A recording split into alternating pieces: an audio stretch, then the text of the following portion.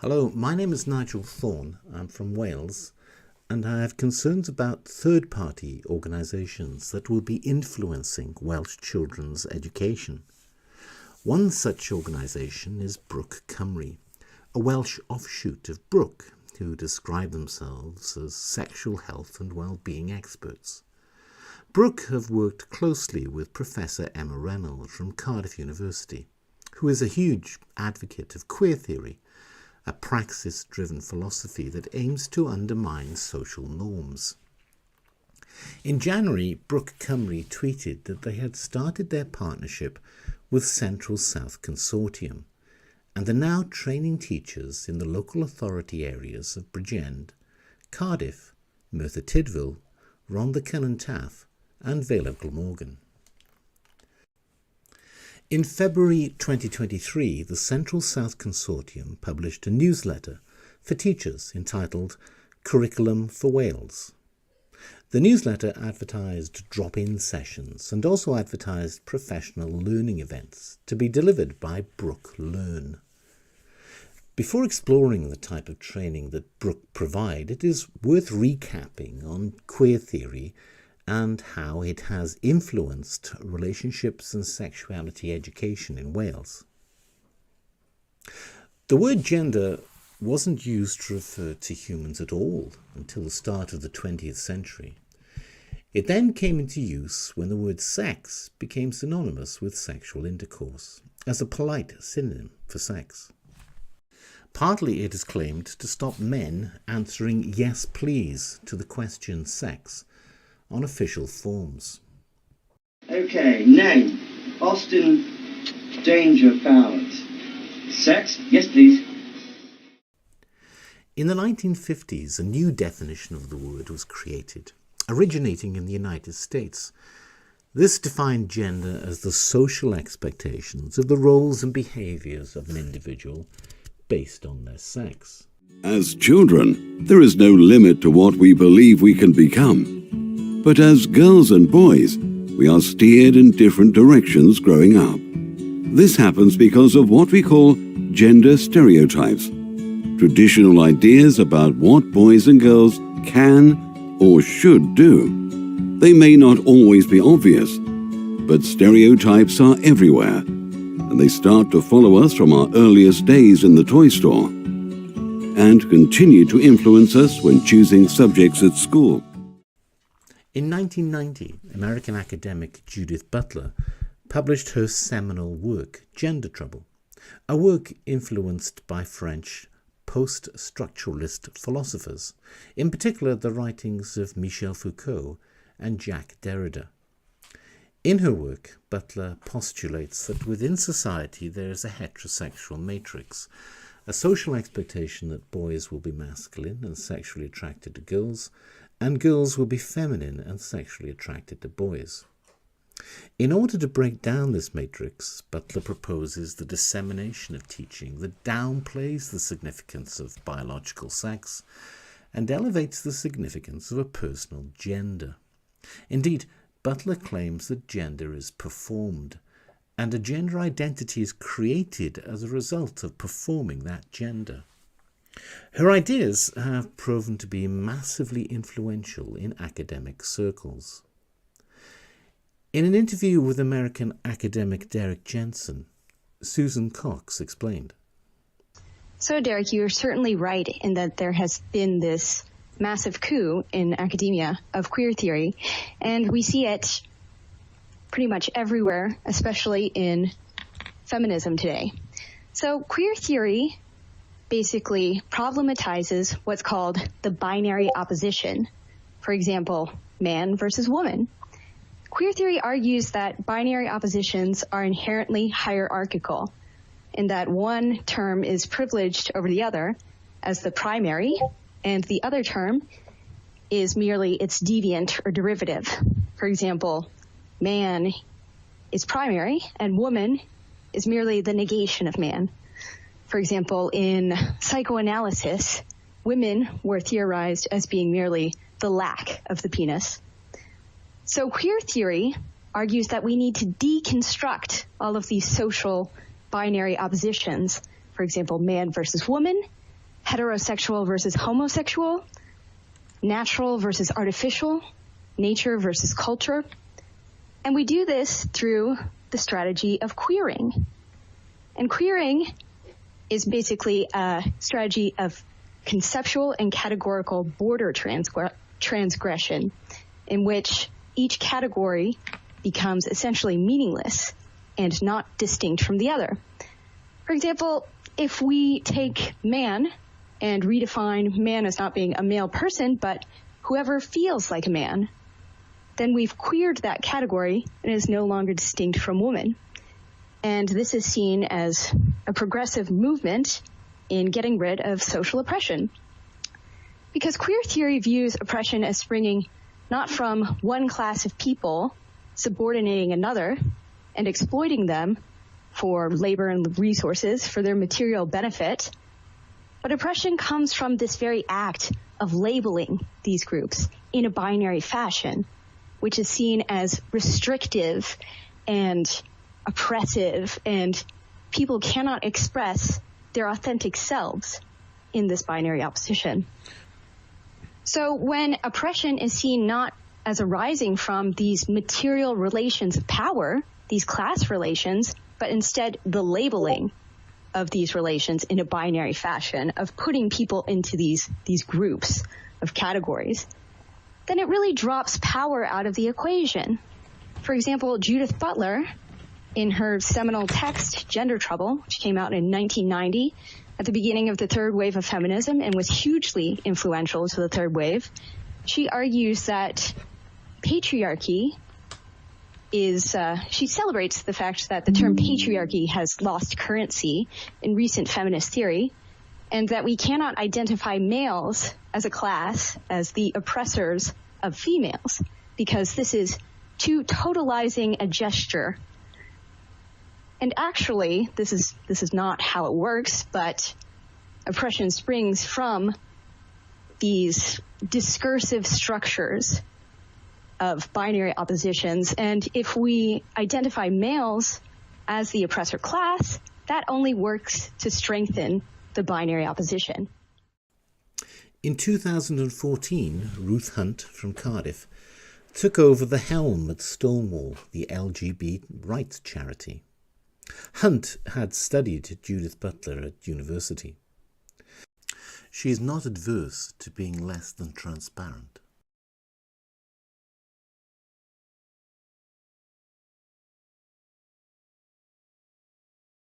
After receiving a grant of $100,000 from the Arcus Foundation, in 2015, Hunt proceeded to queer the male-female and hetero-homo binaries by promoting the following mantra to all organizations that employed its services. Trans women are women, trans men are men, non-binary people are valid. This has since become a mantra of the Welsh Government.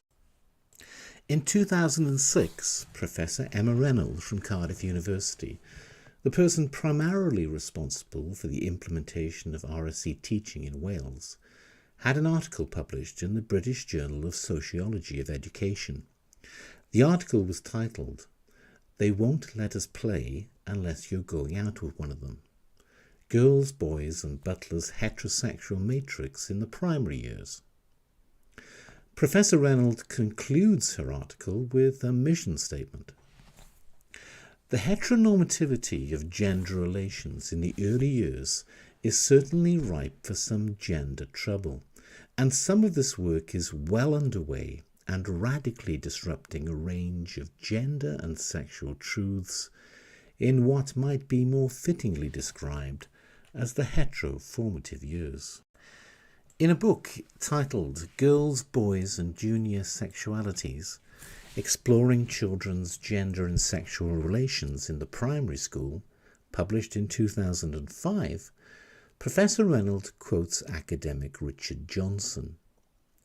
Queer theory is linked to forms of politics which deliberately seek to break down the fixed boundaries between the hetero-homo, gender and other binaries, to multiply sexual categories and ultimately dissolve them. Queer theory is a praxis-driven philosophy that aims to multiply categories between binary oppositions, with the goal of dissolving the boundaries. It aims to undermine social norms.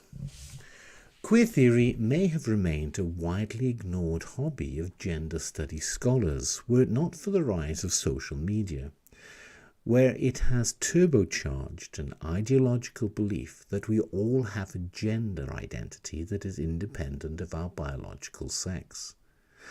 Two researchers, Shay Woolahan and Hannah Birelli, investigated the role of microblogging site Tumblr, popular with teenage girls in the mid-2010s, in the popularization of gender identities.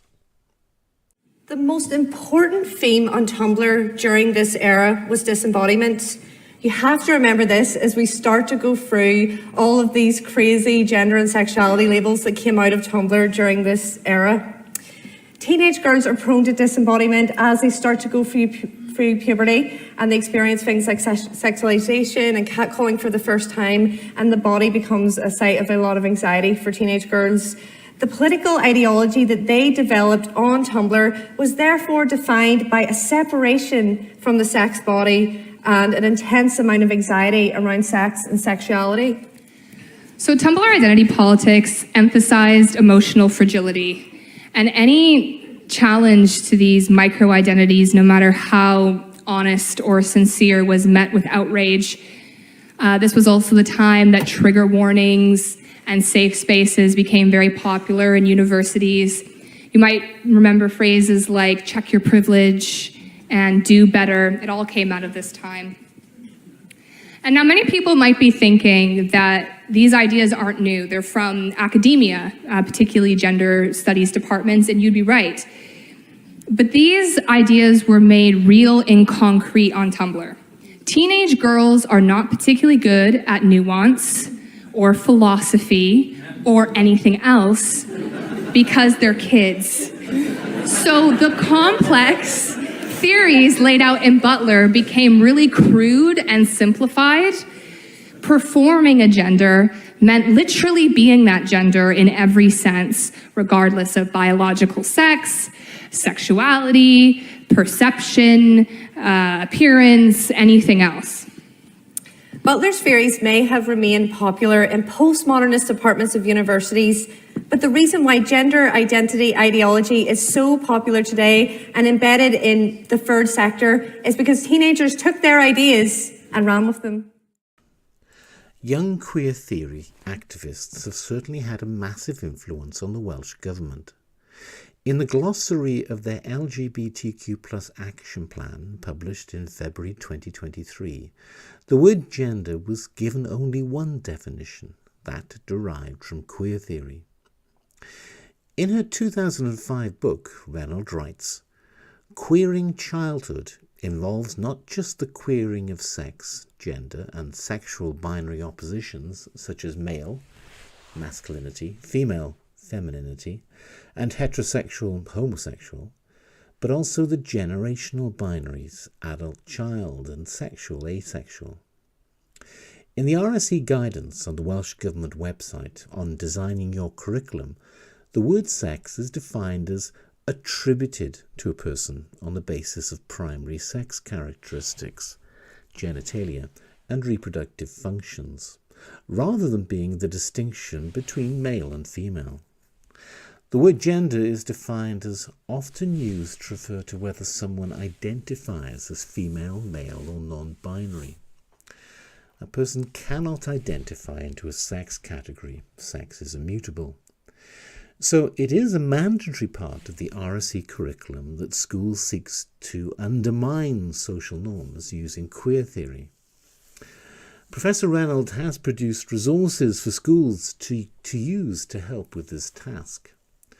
These resources are interactive PDF documents that can be downloaded. Primary agenda is to be used for children between the ages of 7 and 11, and agenda for children between 11 and 18. These resources encourage children to explore their gender with the objective of multiplying categories between binary oppositions, with the goal of dissolving those binary oppositions. The resource encourages children to question their gender and to get beyond the binary. Many people believe there is a link between the promotion of queer theory teaching and the huge increase of the number of young people, particularly girls, who are seeking to medically change their bodies. One member of the Senedd who was brave enough to speak up about her concerns was Helen Mary Jones, who at a Woman's Place UK meeting described how, despite her support for young people who identified as trans, she had reservations. But that doesn't mean to say that over time I haven't experienced disquiet. I became concerned in my previous role about the numbers of young, non-gender conforming women, the girls that we would have called when I was young tomboys, who were feeling so uncomfortable with themselves that they felt that the only way to achieve that comfort, they couldn't be happy to be gender non-conforming girls, the only way that they could achieve that comfort with themselves was to transition to the opposite sex. And I began to wonder how much of that was just that, when people can talk more openly about these issues, people can be themselves, and just as we've seen with lesbian and gay people, they can come out and they can be themselves. How much of this rise, particularly in girls identifying as trans, was to do with that, it being easier for them to do it, and how much of it was to do with how incredibly difficult it is to be a teenage girl in our pornified, hideous culture where everything is photographed every 5 seconds, where if you don't get this number of likes on Instagram, where you are nothing, where you can't get away from the bullies at school because they'll find you at home on social media. I started to ask myself some questions. Wasn't my place to ask then those questions of those young people. But I think that those are some questions that we need to think about. We need to live in a world, I think, where we don't expect little girls to be this and little boys to be that. Children, young people, all of us ought to be allowed to be ourselves. For taking this stance, Jones was monstered by gender revolutionaries, including former Mayor of Bangor, Owen Hurcomb. Other Senedd members have learned to keep quiet. Indeed, Plaid leader Adam Price ordered that all Plaid Cymru candidates for the last Senedd election undertake training from Gendered Intelligence. The CEO of Gendered Intelligence is Jay Stewart. Stewart is a lesbian but transitioned to a trans man in her mid-20s. In the book Trans Britain, Our Journey from the Shadows, he declares, "Queer theory was the roadmap to my own self-understanding."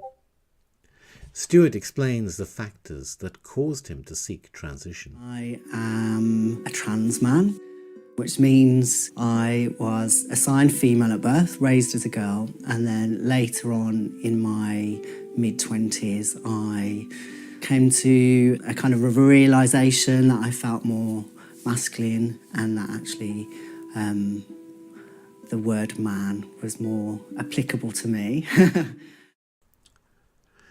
Both Brook and Gendered Intelligence intervened in support of the Tavistock in the legal challenge to the Keira Bell case against the Tavistock and Portman NHS Trust. The type of training undertaken by Brook Learn can be viewed by creating an account on the Brook Learn website and logging in. Under Introduction to RSE, it states, identifying how to explore topics such as STIs, pleasure, and relationships and consent, whilst also outlining how you can engage young people in developing your curriculum. The associated useful resources include links to a UNESCO document, The Journey Towards a Comprehensive Sexuality Education, Brook Sex, Brook Porn, Brook Gender, full of the ideological language associated with gender identity ideology, Brook Difference Between Sex and Gender. In line with Professor Reynolds' desire to queer sex and gender binaries, Brook suggests that both sex and gender exist on a spectrum. In 2014, Stonewall received a grant of $100,000 from the Arcus Foundation to integrate trans-Pacific work in all key campaigning and programming. In an interview with non-profit organisation Synagos, John Stryker, head of the Arcus Foundation and heir to the Stryker Corporation, a multi-billion-dollar medical corporation, explained a precondition of being awarded a grant.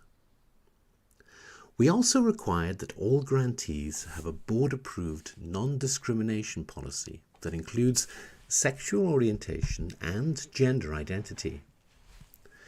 This is not UK law, but the condition mandated by Arcus Foundation is the same condition being pushed to all organisations that have employed the services of Stonewall.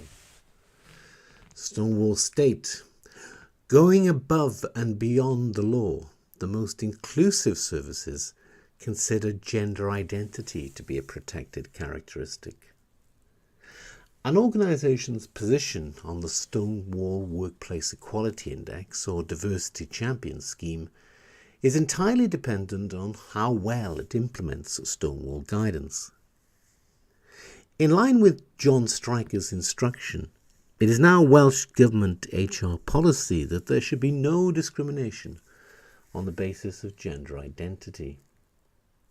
So despite there being no scientific proof that it is true, pushing the belief that gender identity is innate and sex is on a spectrum is very useful for the queer theorist goal of queering the sex and gender binary. It is also useful for the techno-medical complex.